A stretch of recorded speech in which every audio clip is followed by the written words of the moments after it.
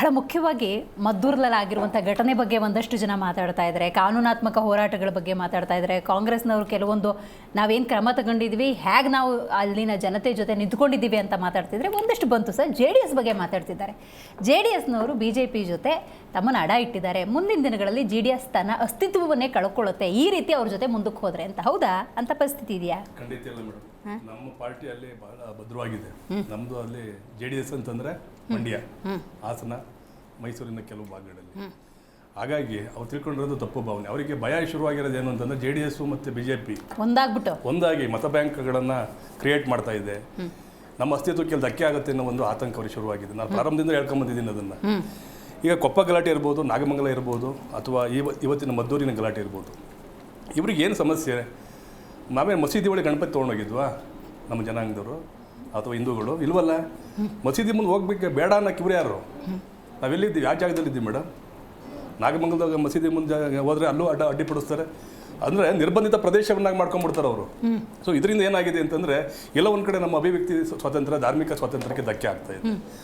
Especially Congress government ಇದ್ದಂಥ ಸಂದರ್ಭದಲ್ಲೆಲ್ಲ ಈ ಥರ ಪ್ರಕರಣಗಳು ಹೆಚ್ಚು ಆಗ್ತಾ ಇದ್ದಾವೆ. ನೀವೆಲ್ಲ ನೆನ್ನೆಲ್ಲ ನೋಡಿರ್ಬೋದು. ಸುಮಾರು 8 ಜಿಲ್ಲೆಗಳಲ್ಲಿ ಈ ಥರ ಆಗಿದೆ. ಗಣಪತಿ ಹಬ್ಬದಲ್ಲಿ ಯಾಕೆ ಆಗಬೇಕಿದು? ಬೇರೆ ಸಂದರ್ಭದಲ್ಲಿ ಯಾಕೆ ಆಗೋದಿಲ್ಲ ಇದು? ಅದನ್ನು ಭಾಳ ಯೋಚನೆ ಮಾಡಬೇಕಾಗಿದೆ. ಆಮೇಲೆ ಕಾಂಗ್ರೆಸ್ನವ್ರು ಏನು ಅಂತಂದರೆ ನಮ್ಮ BJP ಹೋಗ್ತಾರೆ ಹೇಳ್ದಂಗೆ ಇಲ್ಲೊಂದು ಕಡೆ ತುಷ್ಟೀಕರಣ ಮಾಡೋಕ್ಕಂತ ಮಾಡ್ತಾರೆ ಇವರು. ಯಾವ ಥರ ತುಷ್ಟೀಕರಣ ಮಾಡೋದು?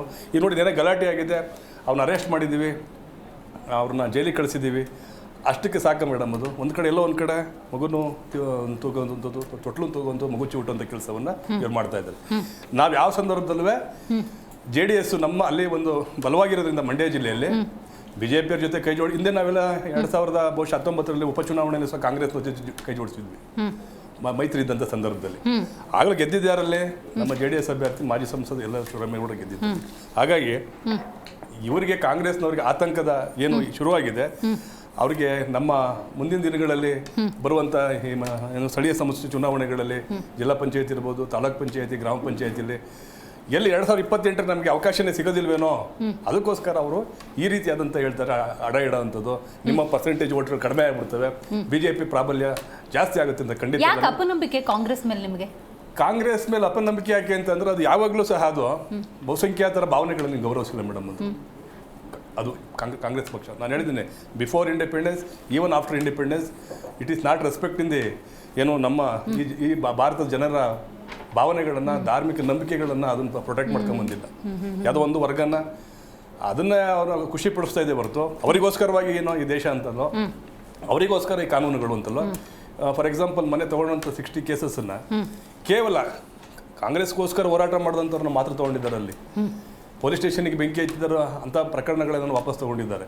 ಅದೇ ಕರ್ನಾಟಕ ರಕ್ಷಣಾ ವೇದಿಕೆ ಅಲ್ಲಿ ಹೋರಾಟ ಮಾಡಿದ್ರು ಕನ್ನಡ ನಾಡು ನುಡಿಗೋಸ್ಕರ, ಅವರನ್ನು ಆ ಪ್ರಕರಣಗಳನ್ನು ವಾಪಸ್ ತೆಗಿಲಿಲ್ಲ. ಅಥವಾ BJPಗೆ ಹೋರಾಟ ಮಾಡುವಂಥವ್ರು, ರೈತರ ಸಮಸ್ಯೆಗಳಿಗೆ ಹೋರಾಟ ಮಾಡಿದಂಥ ಅನೇಕ ಪ್ರಕರಣಗಳಿದ್ದಾವೆ, ಅವನು ತೆಗಿಲಿಲ್ಲ. ಇವರು ವಿನ್ಸೆಂಟ್ ಫ್ಯಾನ್ಸಿಸ್ ಇವರೇನು ಮಾಡ್ತಾರೆ, ಅಪ್ಲಿಕೇಶನ್ ಹಾಕ್ತಾರೆ, ಕ್ಯಾಬಿನೆಟ್ ಡಿಸಿಷನ್ ತೊಗೊಂತಾರೆ. ಆದರೆ ಅದೇನು ಫೈನಲ್ ಅಲ್ಲ. ಅವ್ರು ಹೇಳ್ದಂಗೆ ಹೈಕೋರ್ಟ್ ಗೈಡ್ಲೈನ್ಸ್ ಇದೆ. ಜೊತೆಗೆ ಓಟ್ ಬಗ್ಗೆ ಮಾತಾಡೋದಾದ್ರೆ, ಸಿದ್ದರಾಮಯ್ಯನವರೇ ಹಿಂದೊಂದ್ಸತಿ ಸೆಷನಲ್ಲಿ ಉಲ್ಲೇಖ ಮಾಡಿದ್ರು, 40 ಇತ್ತು, 19 ಆಯಿತು, ಇನ್ನು 1-2 ಸೀಮಿತ ಆಗುತ್ತೆ JDS ಇದೇ ಥರ ಮುಂದುವರೆದ್ರೆ. ಸಿದ್ದರಾಮಯ್ಯನವರು ಅವ್ರು ಎಲ್ಲಿಂದ ಬೆಳೆದ್ರು ಅನ್ನೋದನ್ನ ಯೋಚನೆ ಮಾಡಬೇಕು. ಅದಕ್ಕೆ ಪಾಪ ಕಾಳಜಿಯಿಂದ ಹೇಳಿದ್ರು. ಅಲ್ಲಲ್ಲ, ಅದು ಸುಳ್ಳು. ಅವ್ರು ಏನು ಅಂತಂದ್ರೆ, ಒಂದು ಕಣ್ಣು ಹೋದ್ರೂ ಪರವಾಗಿಲ್ಲ, ಇನ್ನು 2 ಕಣ್ಣು ಹೊರಟೋಗ್ಬಿಡು ಬೇರೆ ಒಂದು ಹೋದ್ರೂ ಸಹ ಅನ್ನೋ ಥರ ಒಂದು ಮನೋಭಾವನೆ ಇದೆ.